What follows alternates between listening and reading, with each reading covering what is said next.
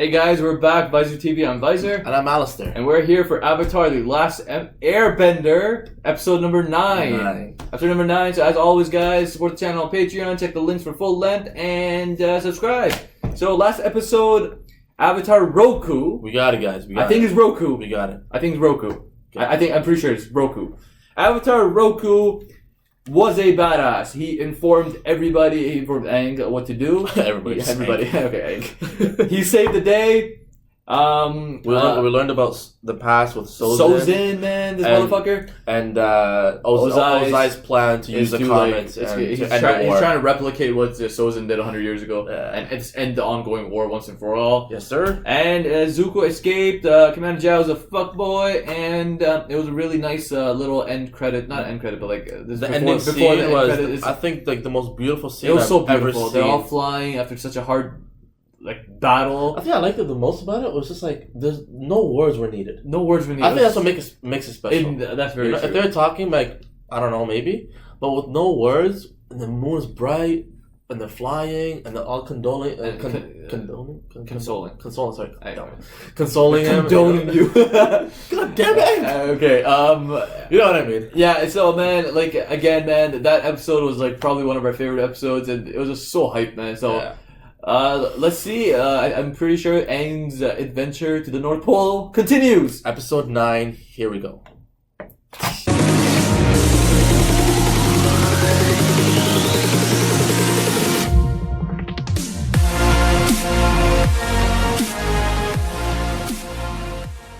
This is definitely a feel-good show. Every episode, I haven't been complaining. I've just been relaxing. I've been relaxing. The show. I'm just accepting what's happening. I'm just like, it's just an amazing feeling. It's a good feel. I don't know. I can say I love the show with every episode, but I don't know. Like it's just, it's the truth. Like it is what it is, and I love it. Exactly. But man. So we got Aang is starting to learn how to water bend. I think he did learn. Well, he's better than Katara by now. You know what I think? I think it's because he has the basics for airbending down. Like he has that shit down to a T. Okay. And I just feel like that transitions to water very easily. Like because if you think about it, like in science, like water and air, they're both classified as fluids, right? Okay. So what I'm assuming is like just the water, like airbending. Like he knows his shit in airbending, right? So when he applies those basics, those skills that he has perfected already,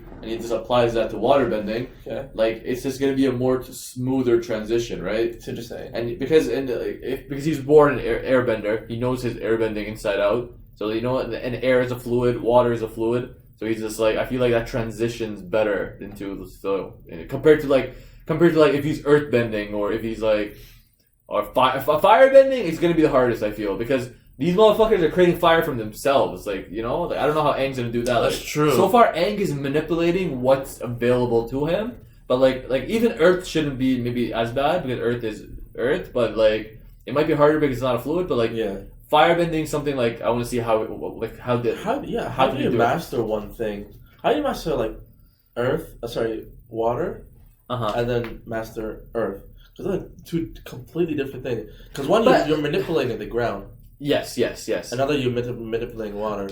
Yeah, no, exactly. And then firebending is like you're literally creating a fire. I don't know what's the show's explanation of how firebending. I'm pretty sure we're gonna get into it. Maybe in book 3, the fire. Book 3 fire. They're gonna get more into like what is firebending and like how you produce and shit. But it's just incredible to see how Aang could just use. And we already know Aang he's an avatar. He's naturally gifted. And then it was like Katara, like she has obviously she's competitive, and she like the one thing that was going for her is like she's the designated waterbender in the group, right? That's something like you keep to yourself. Like I'm a waterbender, right? And you're proud of that shit, right? Okay, like sure, yeah, but she knows that he has to learn. I think she's pissed because he's just naturally better than her. It's a natural thing. That's how humans are. Like, imagine you're doing something that you're proud of, and then some other dude who's never done this shit before, that your skills are so like you hounded your skills for that shit, and then he just the first time he does it, he's like on your level or better. Actually, in this case, that is a bitch. Yeah. You know, and like there's no human in this world. I don't care if somebody's like, oh, I don't care. You care, okay? There's no way somebody who doesn't do what you were doing forever and then you mastered, and somebody just does it, and the first time he does it better than you, you're gonna feel jealous. You're not gonna feel good. And they're kids, so like especially they're the kids. kids. It's not even That's kids. like It's a natural adults. reaction. Adults as well. If somebody like if I was worried, if I was like I was mastering my skills in some shit, right? Like fucking golfing or some shit. A random example. I've never golfed in my life, but you know, imagine I'm practicing golfing. I know how to do it. You know, and then suddenly some guy comes. This dude comes. I knew it. I was waiting for it. This guy comes. And the first time he does it, he's just way better than me. I'm just like right there. Boom. I'm like, what the fuck, dude? Like, no, that's you know, it's unfair. But like, you know, life's not fair. That's how it is. You know, that's just how it is. Life's not fair, and then you know, that's that. So yeah. Okay. Look, we know that Aang's a natural. Okay. Aang's a natural. He's better than Katara. So at least right now there's one Airbender and there's two Waterbenders.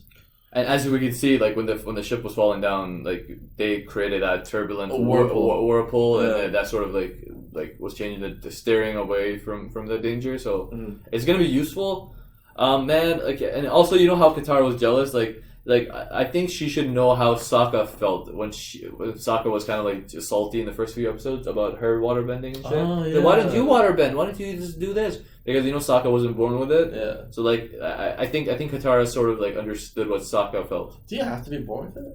Yeah, you gotta be born. You gotta be born with it. Yeah. So I'm glad like she sort of understood Sokka's perspective. Hopefully, she didn't apologize to him, but I'm sure she thought of it. Okay. But man, the uncle is hilarious. Iroh. No, he's a biggest troll of life. I fucking love him. I kind of like him. Again, he's just like he's one of those uncles.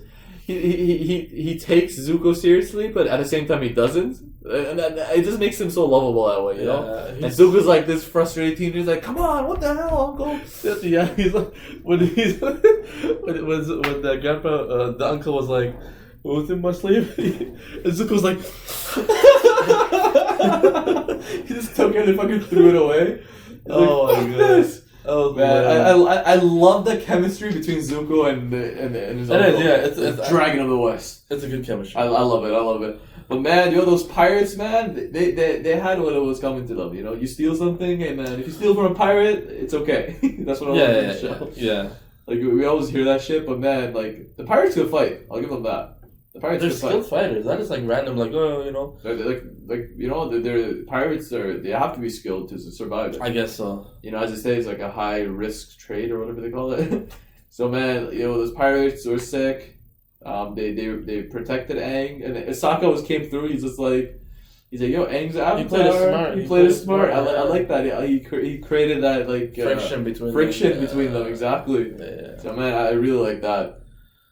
What else is there? Like Katara came. I never got the whistle for the bison. Like when it even looks like the bison. Yeah, no, I don't know. It's just I didn't really pay attention. See, I thought it was in the beginning, but then it didn't work. So I'm like, okay, it's useless. Yeah, but then when he did it again, I'm just like I kind of didn't understand what the whistle was for. I think maybe I didn't hear them saying it was a whistle. I don't know. Maybe Appa was far away the first time. Yeah, or maybe Appa again. You know, he only comes when he needs to. Wasn't he chilling before, right? Yeah, he was chilling. That's why. In the water. Yeah. Like, and Appa, we've seen like Appa only shows up when he actually needs to be there. So yeah. So like Appa came through, man. He saved them all. Appa comes when they're all like about to die. Appa's clutch as fuck. You know, it's like when Aang's eye and his head glow when he's about to die. Mm. It's also like the same thing. When they're about to die, he just comes. Because an avatar and a bison's connection is something special, right? Because every avatar has to have like a bison that's like loyal to him. So like I'm assuming maybe there's a connection like that that grows stronger through the years. So, man, that's always like that's awesome, right?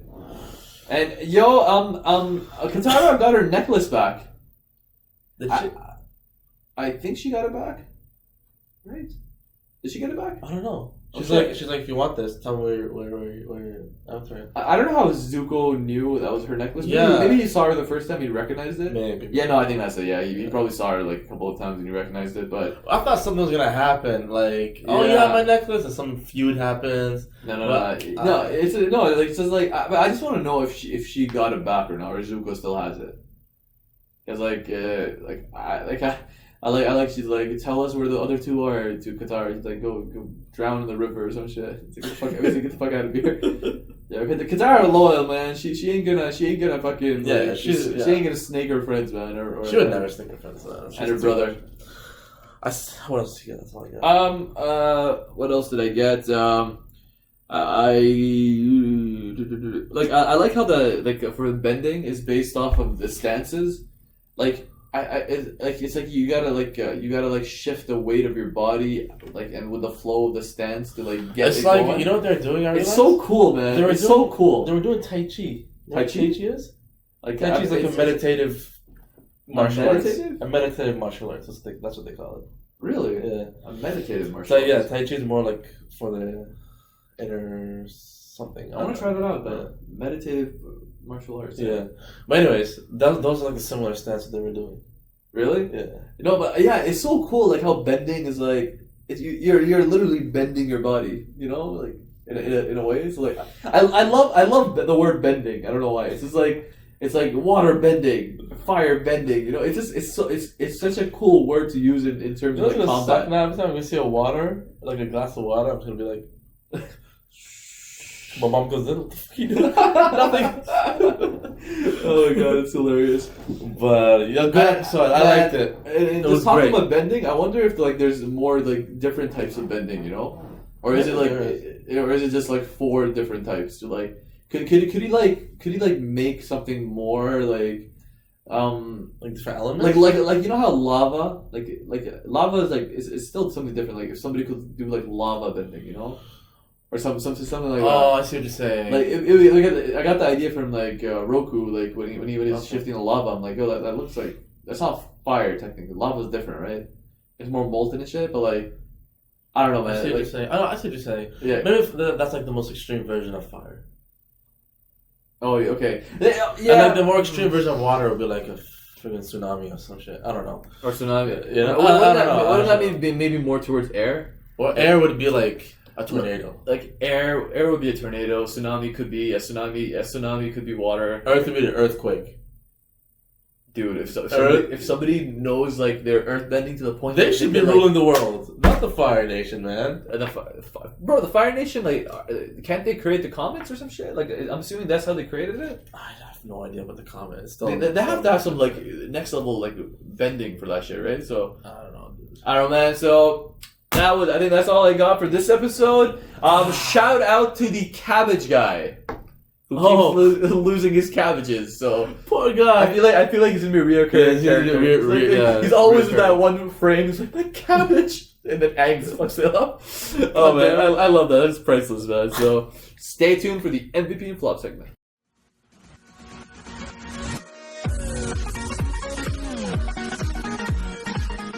Alright guys, that time again, who's going to be your MVP of this episode and who's going to be the flop of this episode? So MVP, let's see who we got for today. MVP. Ooh. MVP. We gotta think this one through. Oops.